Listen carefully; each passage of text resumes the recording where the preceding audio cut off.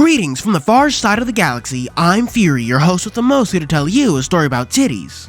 And these titties have quite the history to them. But before we get into the titty talk, let me ask that you please like and subscribe. The ongoing challenge I have is that at 500 subscribers, I'll do a Housamo Heroes video about Shenong. And at 1000 subscribers, I'll do one over all the Kenshi or the Exiles. I'm not quite sure which one yet. You should also stay tuned because the next Housamo hero will be a first for the channel. Because next time we're not covering a transient, we're covering Tokyo's resident Shiro Motoi.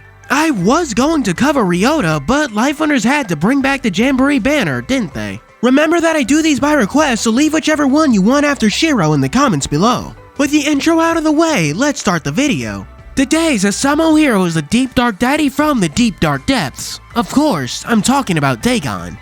The event Dagon is from, the Promised Undersea City, is actually a sequel to the Raiders of the Lost Isle event, so spoiler warnings for them both. Dagon is a male transient from the world of the Old Ones, kinda. Here's the thing, in Housamo there technically exists two different Dagons. There exists the Canaanite world representative Dagon who is a hollow remnant of a destroyed world. And then there's the other Dagon who came to Tokyo upon the fall of his home world of the Old Ones. The Old Ones Dagon shares the Canaanite Dagon's rule, and Triton shares the Canaanite Dagon's role, which is why the three of them are so similar. Or at least that's what I think, because I had to parse through two events to get all of this, and I am already so lost and so confused. Let's go back to the Old Ones Dagon before I need to bust out the map.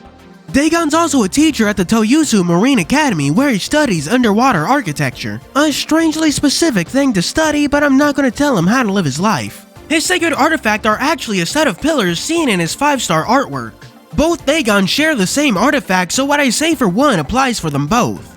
And before you ask, no, we are not told why they have the same artifact. They just do. Dagon's artifact has the ability to create a massive flood, washing everything away in its wake. The Canaanite Dagon was the world representative of Canaan, so fittingly enough, his pillars are actually pillar artifacts. Pillar artifacts are able to resist the flow of time, preserving memories even through Tokyo's loop and the world's destruction.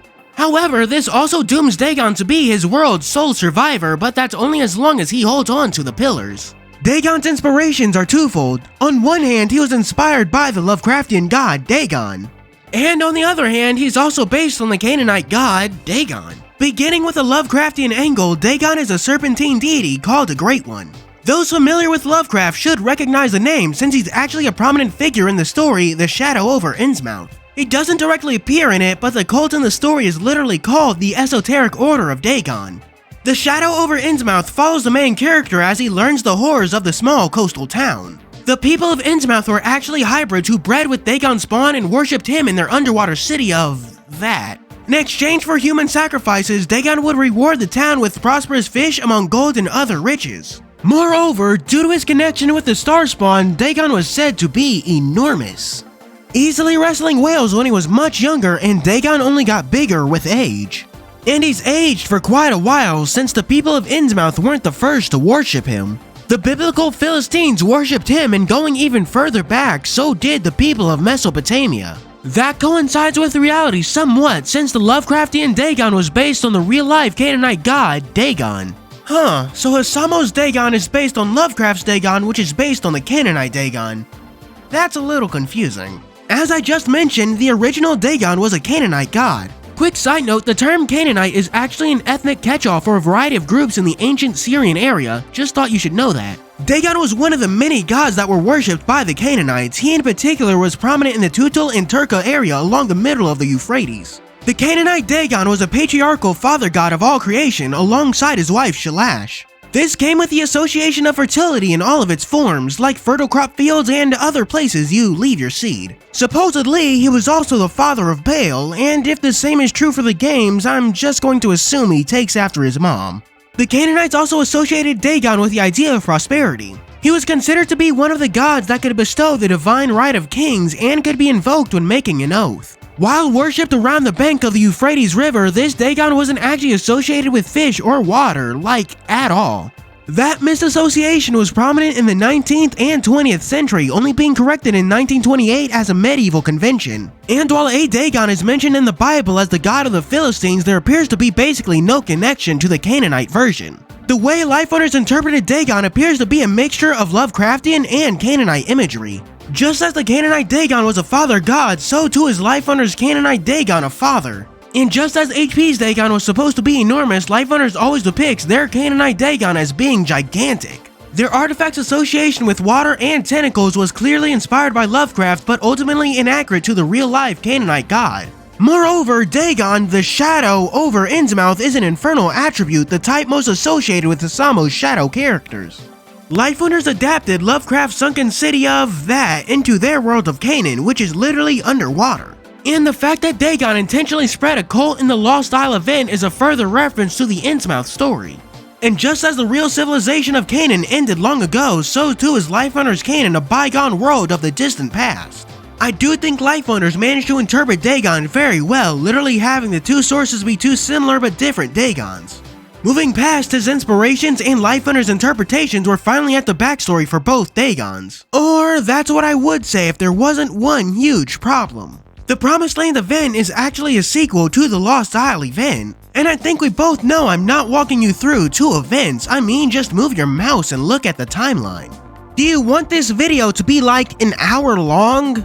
You do? Well, too bad, I cannot edit something that long. Or at least I can't until we get to the Hakenshi. Besides, both of these events are translated, so if you really want more, you can view them for yourselves. And once I get to characters from the events, like Tanganroa and Astaroth, I'll walk you through the events proper. Okay? Good. Like I said before, the Canaanite Dagon was the representative of his home world of Canaan. However, when their beloved Astarte rejected the world built on love, the foundations began to crumble. Dagon met his end at the hand of Eden's Angels of the Apocalypse, becoming but a memory stored in the Tower of Babel. We catch up to the Canaanite Dagon in the Lost Isle event. The event follows Dagon's attempts to bring himself back using Triton as a vessel and Tanganroa's home world to piece together Canaan. It takes Dagon many attempts, using his artifact to wash away the memories many times before ultimately being stopped. For the Old One's Dagon, his home world began to fall apart when Azathoth was summoned to Tokyo and he followed suit. In Tokyo, he actually began to research fallen worlds to try and understand why Azathoth left and why his exile was exiled. This is actually where we catch up to him in the Promised Land event. You see, following the Canaanite Dagon's actions during the Lost Isle event, Baal approaches both Dagons with a proposition. To get the Old One Dagon's answers and the Canaanite Dagon's closure, Baal orchestrates the Promised Land event. The event follows a competition being held to determine who will inherit the title of World Representative from Dagon. Nomad takes the place of Raket, the Canaanite god of plague and flame. Asterius takes the place of Moloch, the Canaanite god of sacrifice. Kurogane takes the place of the Canaanite god of crafts, Cathar Wakosis. Tanganroa takes the role of the sea god Yam. Wrong Yam. There we go. Robin takes the role of Akkad, who's not a god, rather the protagonist of an old Canaanite story. Gijimuna takes the role of Adonis, and that is a whole can of interpretation and mythological worms I am not opening. Dagon takes the role of Dagon, and Baal takes on the role of Baal Hadad, the Canaanite god of storms, who happens to be his past self.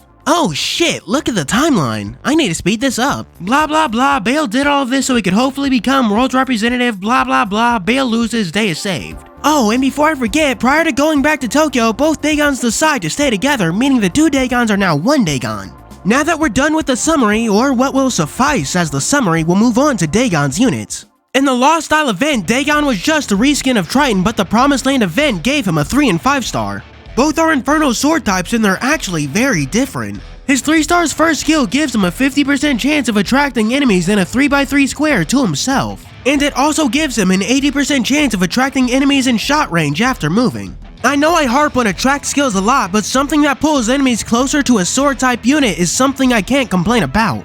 Next, he has an 80% chance of getting regen at phase start and healing up to 500 HP after being hit. Anything that increases a frontline fighter's ability to stay on the field gets an A+ from me. Thirdly, he has a 40% chance of giving fear to hit units and resist blowback, which is his first dud skill. Lastly, he has a 40% chance to give curse to enemies in shot range behind the one he hits. And his final skill finishes it out by doing the same thing at 30% with stigma to enemies in sword range behind the one he hits. Honestly, Dagon's 3-star is just a so-so unit due to not having anything special to make him stand out. I think Dagon would be much better if his attract had better proc and if he could actually one-shot enemies. And apparently Life Hunters had the same idea. Dagon's 5-star buffs the attract of his 3-star to 90 and 80% to make them way better than before. It even buffs the after moving attack to a 3x3 area. There's also a 90% proc for Brawn at phase start. His next skill keeps the regen and heal, but it also gives him a 70% chance for tenacity at turn start. The 5-star sadly keeps the exact same dud fear skill, but it's not nearly enough to break the unit. His final skill, Tamer of the Abyss, is the creme de la creme. It buffs the curse to 90%, the stigma to 70%, while also letting him yoink up to 2000 HP to enemies to the side of the one in front. And now you see why Dagon is so good. He has the sheer damage to kill most things with one shot and the attract to keep dragging in new prey. Dagon was strong enough to literally carry me all the way up to Chapter 8's boss rush. He has a permanent spot on my support team because he is so generically useful. If you're going to try the new banner, he should be 100% of what you pull for. Dagon strikes me as a power-crept version of Shino. They're both 5-star Inferno swords who deal big dick fuck you direct damage to one-shot enemies. But Dagon has the advantage of his kill not being tied to cooldown, which is a status that can be resisted and the attract to pull in targets. Go ahead and throw either Dagon on any team because his skills are so generically useful. The only unit Dagon doesn't work well with is Hermes because of the latter's reversal status effect. I'll stop gushing about his 5-star for now so we can finally move on to the relationship chart. Astarte and by extension Astaroth like Dagon because that's their father. Tangenroa and Kijimuna dislike Dagon for what he did during the Lost Isle event. Kijimuna has extra dislike for Dagon due to his tentacles reigniting his fear of octopi. Dagon himself likes Iger because they both explore ancient undersea ruins. And he dislikes Ahab because of his self-destructive streak reminding Dagon too much of himself. Since Dagon doesn't have any loading screens, here's a fun fact for you all. His CS name, Overshadow, is a reference to the Lovecraft story, The Shadow over Innsmouth. All in all, if Dagon's busted units weren't enough for me to like him already, his role in the event sure is.